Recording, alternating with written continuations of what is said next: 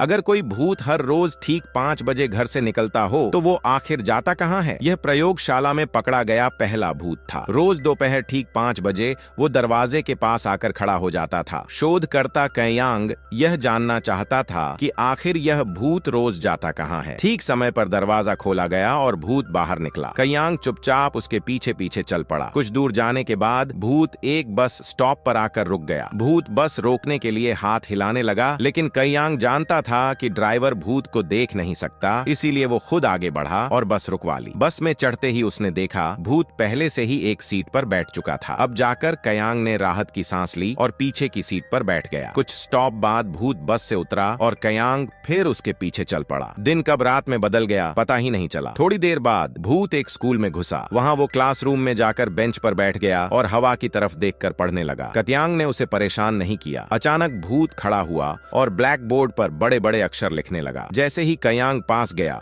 भूत ने अचानक पीछे मुड़कर देखा। डर के मारे कयांग ने तुरंत नजरें फेर लीं। अगले ही पल भूत क्लास से बाहर निकला और बाउंड्री पर चढ़कर नीचे कूद गया। कयांग घबराकर नीचे पहुंचा तो उसके होश उड़ गए। भूत का खून जमीन पर गिरते ही गायब हो गया और कुछ ही सेकंड में वो दोबारा खड़ा हो गया। कयांग अब भी उसकी आंखों में देखने से डर रहा था। इसी बीच भूत एक जगह जाकर बैठ गया और बुदबुदाने लगा। शायद ये उसकी माँ का इंतजार करने का संकेत था। तभी एक नशे में धुत आदमी वहां आया और गलती से भूत पर पेशाब कर बैठा। उसकी नजर जैसे ही भूत से टकराई, अगले ही पल कुछ भयानक होने वाला था।